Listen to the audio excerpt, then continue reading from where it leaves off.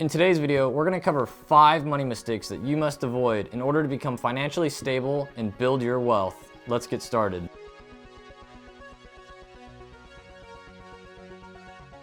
What's up everyone? My name is John Dickerson and welcome to my channel. If you're interested in learning more about personal finance and how to achieve wealth, be sure to subscribe to my channel and hit that notification bell so you never miss one of my videos. First up on our list today, we got student debt. Now, student debt is very expensive and the question is it really worth it or not? And I guess that kind of just depends on if you're going to be able to get a job with your degree or if you're even going to stick with your degree and how much you're going to end up owing afterwards. Back in 2016, there was a study done saying that most college graduates had about $37,000 in student debt. And if you were to try to pay this off over the next 10 years at just over 4% interest, you would be paying $382 every single month for the next decade. Now, $37,000 is a lot of money. That's like going out and buying a brand new car. I just don't think it's worth it. Now, you waste years of your life getting into this debt rather than getting your finances in order when you could just start that straight out of high school or just going straight into a trade and making great money and investing all that money that you're making rather than going to school and getting all of this debt. On top of that, college doesn't make you think. College tells you what to think. They're teaching you to be a robot and go out into the financial world and general America. They're not teaching you how to be a thinker. They want you to think what they want you to think. There's plenty of other options out there. You don't have to go to college straight out of high school. You can become a real estate agent. You can join a trade. You can start making great money at a young age.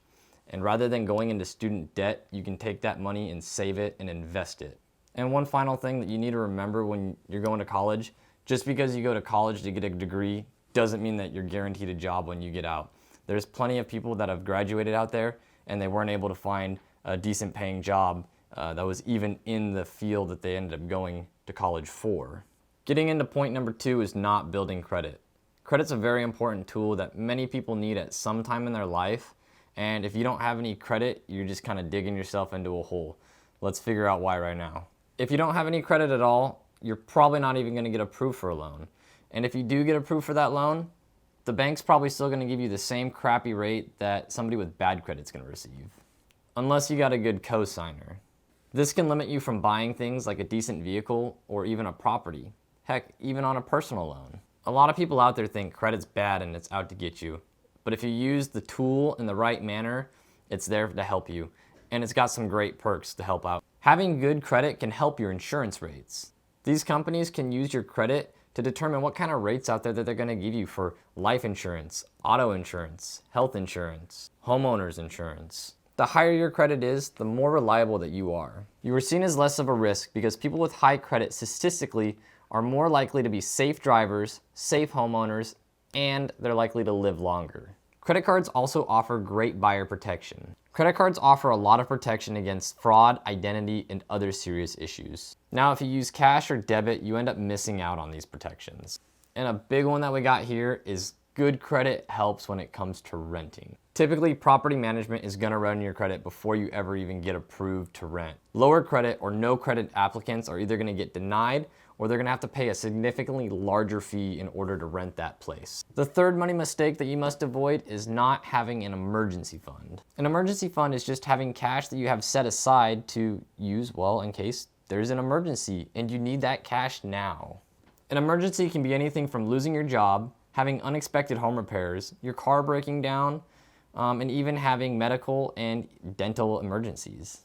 And most experts believe you should have enough in your emergency fund to cover 3 to 6 months of your living expenses. In 2016, a survey conducted found that 69% of Americans had less than $1,000 in their savings account. And another 34% of people said that they had no savings at all. I don't know about you guys, but that's extremely alarming. Having an emergency fund is pretty much a necessity, but most Americans aren't even doing it. And having an emergency fund can benefit you in several ways. It can keep you from impulse spending. It can keep your stress levels down, and it can make you from making poor financial decisions in the long run. And I just want to point out that there is a connection between not having an emergency fund and people who go into debt. Most Americans, about 78%, say that they live paycheck to paycheck on a regular basis. Now, when unexpected expenses come up, you've only got a couple options. You go to your family and your friends, you can tap out your savings, or you're gonna go put it on a credit card.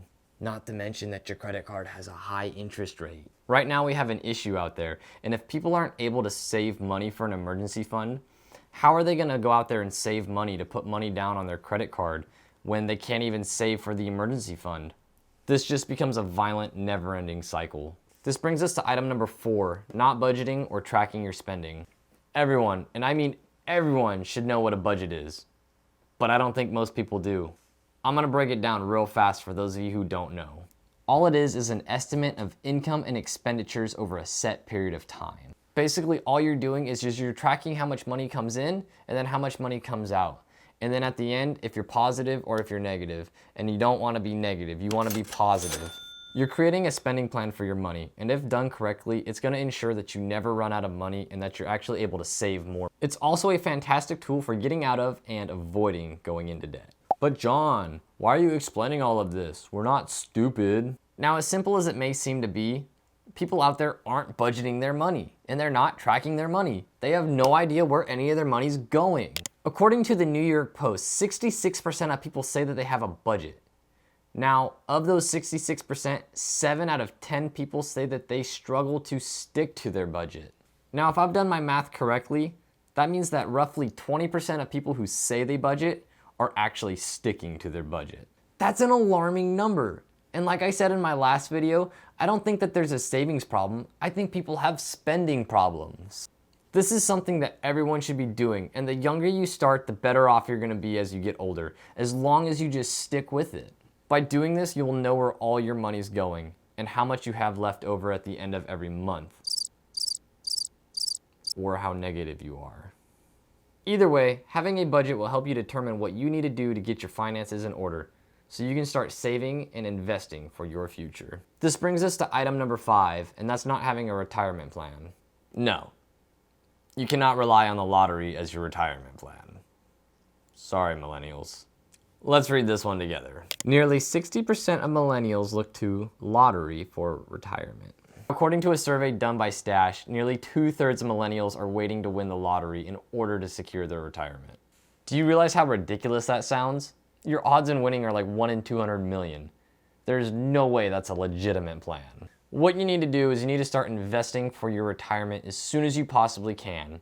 The sooner you start, the better off you're gonna be. Whether you decide to go with the 401k, traditional IRA, Roth IRA, HSA, the stock market, it really doesn't matter what you choose as long as you start investing today. The sooner, the better. But John, I don't know anything about these plans. And isn't it all just a scam anyways? Well, I got some good news for you guys. Luckily, there's tons of videos on YouTube out there that will teach you all about these different plans, and they're not scams. And it's like I said before, the sooner you start putting into it, the better off you're gonna be in the future, because the more time your money's gonna have to grow throughout that account. And when you retire, the more that you've invested, the more money you'll have when you get it out. You see, when you're young, you can take advantage of this cool thing called compound interest over and over and over again.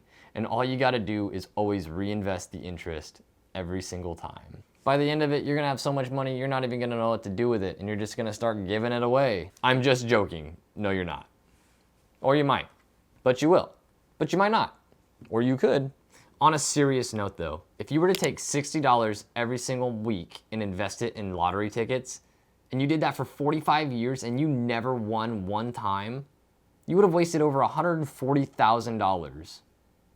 No gain, no profit, nothing. Now, had you taken that same $60 every single week and invested it for those 45 years with an average return rate of only 7%, you would have over $995,000, almost $1 million.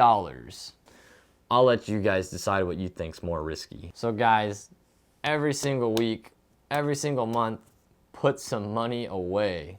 With that being said, those are the 5 money mistakes that you must avoid. Thanks so much for watching, and if you want to see more videos like this one, make sure to subscribe and hit the notification bell. Also, feel free to follow me on Snapchat and Instagram. I'll leave the links in the description. Thanks so much for watching, guys. Till the next one.